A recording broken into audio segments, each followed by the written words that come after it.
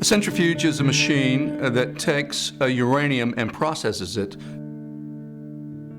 One purpose that you can use a centrifuge for is to produce enriched uranium at 3 to 5%, and you would use that to fuel a nuclear power plant. You could enrich it up to 20% and use it for fuel in a medical research reactor. You could also enrich it up to 90% and use that for either fuel for a submarine or for nuclear weapons. I first started studying the Mujahideen Khalq when I was, at the time, an analyst at the RAND Corporation.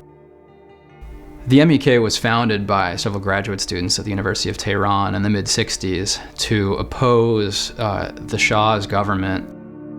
Their intent was to be violent. They took up arms. They, in fact, assassinated 6 Americans and tried to assassinate others. They blew up various American businesses in Iran. In the last several years, the Mujahideen Khalq has been lobbying on Capitol Hill primarily to get its designation as a foreign terrorist organization removed so that the group could be this parliament in waiting that could just be parachuted into Tehran to become the new government. There was a time when, of course, Iraq was invaded, Afghanistan was invaded, and Iran is right there in between. So I think that there was quite a bit of nervousness after the whole axis of evil rhetoric as well from the Bush administration that Iran would be next. I was the New York Times bureau chief in Istanbul, in Turkey.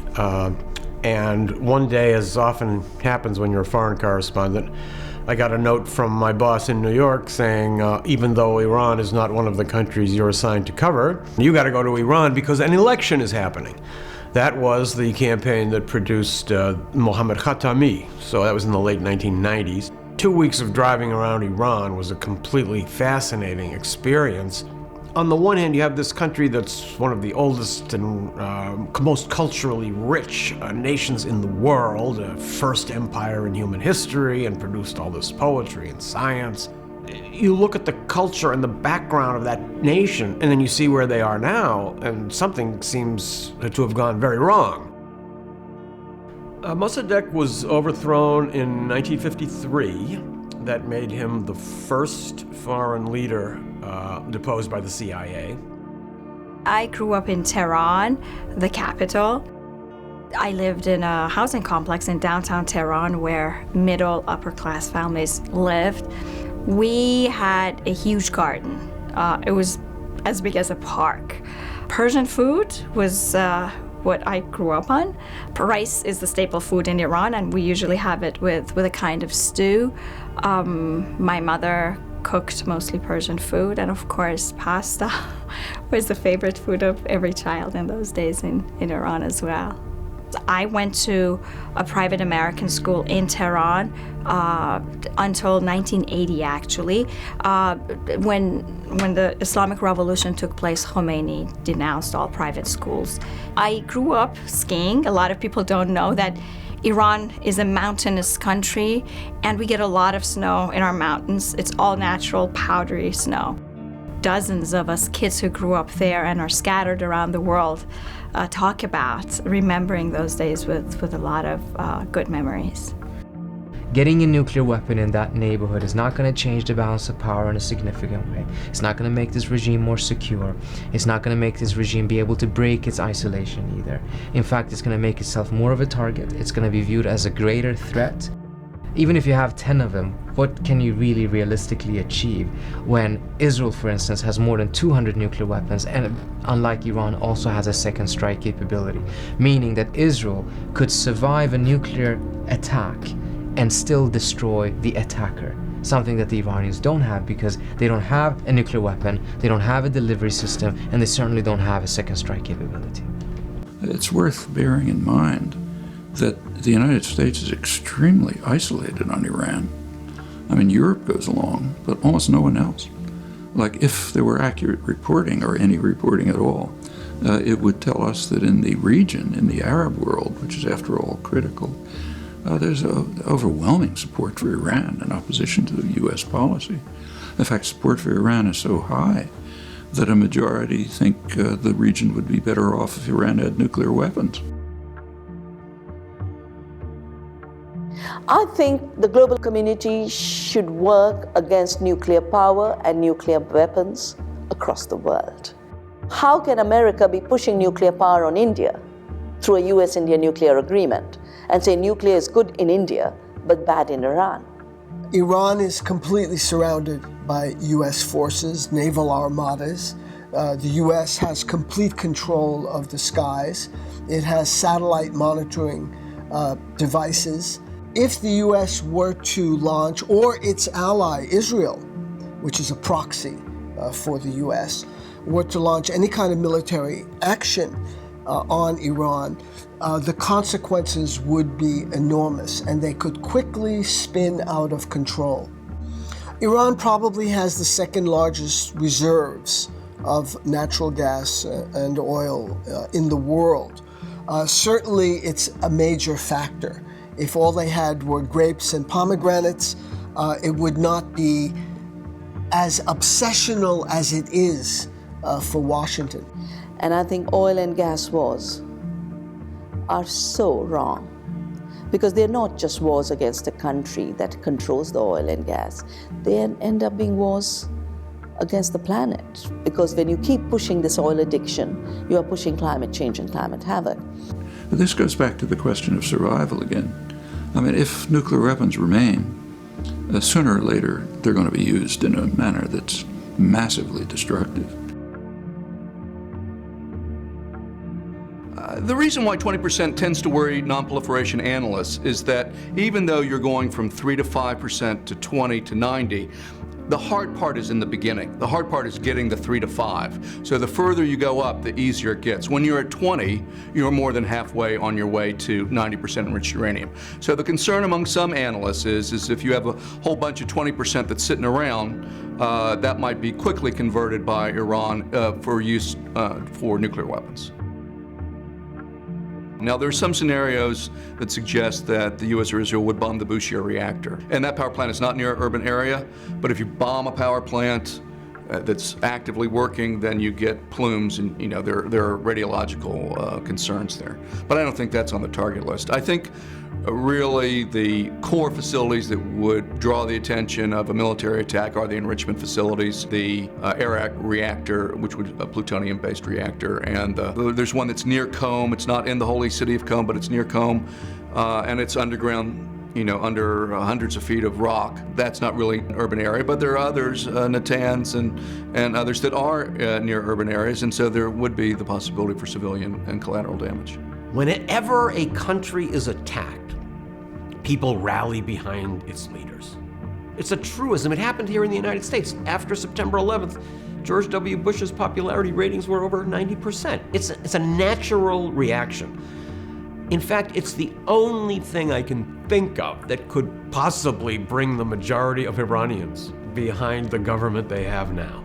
The only way this government could ever reach a point where it has a majority support would be to get somebody to attack them. Well, first of all, bombing them isn't necessarily going to produce regime change. Normally, when you bomb a country, it produces a rally around the flag effect. That is to say, people rally to their country. The Iranians are proudful people, and they may not like the government, but they certainly won't like Israelis or foreigners bombing them. So the notion that that's going to produce regime change, I think, is fanciful. What I do think it will produce is a decision for them to get the bomb. Again, remember, it's the position of the U.S. intelligence community that Iran has not yet made that decision. They haven't crossed that line. I think bombing them produces the decision to cross the line, and there's historical evidence for that. When Israel bombed Iraq, the US-Iraq reactor in Iraq, Saddam Hussein's response to that was to let people who had worked on nuclear weapons in the past out of prison and give that program high priority. It had the exact opposite effect to which it was intended. First of all, if you bomb them, you don't get regime change, and instead what you get is a bomb decision. It would set back the pro-democracy movement perhaps a generation or two, which would be devastating for a country that already is more than a century into its struggle for democracy. And it would spread a lot of extremism and instability in the region that already is suffering from a lot of extremism and instability. And finally, if it goes as badly as the Iraq and the war and the Afghan war has gone, it could very well lead to a strategic and decisive weakening of the United States beyond what Afghanistan and Iraq already has caused the US. War is brutal, is bloody. It takes a country backward. It destroys all the infrastructure. What can they achieve by having a war? Wars are not only brutal in a very human sense, but they really destroy the culture, society, people's passion for change. You cannot expect a society to be accountable if you put them under such brutal pressure. I oppose the idea of bombing Iran for several reasons. One, which can't be ignored, is the basic human cost of war, which people who have never been to a war zone may just not be aware of. It takes very little to cause harm to people, even if they don't get shot, even if no one in their family gets harmed. I saw that during my month in Iraq, a time during which I saw very little, frankly. I wasn't out on patrol. I wasn't kicking doors down. I was on bases, but we were bombed routinely by insurgents. I developed a whole lot of symptoms of PTSD, not quite to the level of being diagnosable, but it happened and it happened quickly. I use that as an example of how relatively small the level of exposure to war has to be before you can start to have what I would consider a significant human cost, and it just goes up from there. And this is just the very bottom of the list. The harm that's done is just massive. The displacement that would happen is massive. I mean, people forget that there was something like 7 million people losing their homes in Iraq or leaving their homes because of the new violence, internally displaced people, refugees. You're talking about just destroying people's lives, and those are also still not the people who are actually getting killed or wounded. You're talking about the destruction of livelihoods, the destruction of people's lives. Any kind of military strike would actually strengthen the regime. It would strengthen the regime for many reasons. One of them being that Iranians are nationalists, they love their country, and they would prefer to be independent with a bad government and try to change it themselves, rather than have an outside power dictate to them what to do or not to do. So aside from the fact that it would create an immense amount of bloodshed and chaos, a strike would definitely weaken the opposition, the pro-democracy movement. It certainly would not improve the situation. Despite ongoing threats of military action, the United States and Israel have refrained from overtly attacking Iran. Covert actions, however, are another story. 5 Iranian nuclear scientists have been assassinated since 2007. It is widely believed Israel's Mossad and the MEK were responsible for the attacks. The latest assassination occurred in January of 2012, when 2 hitmen on motorcycles slapped magnetic IEDs to the side of Mostafa Ahmadi Roshan's car and rode away as it exploded. In 2010, the United States attacked Iran with a computer virus known as Stuxnet, part of a destabilization effort called Operation Olympic Games. The virus was discovered after it mistakenly spread to computers across the globe. If you're sitting in Tehran and you see your scientists being assassinated and you see computer viruses attacking and you see sanctions, if you're inclined to look that way, it looks like this is about regime change. And of course, the U.S. did engage in regime change in Iran in the early 1950s. In the early 1950s, Iran finally managed to consolidate its democracy.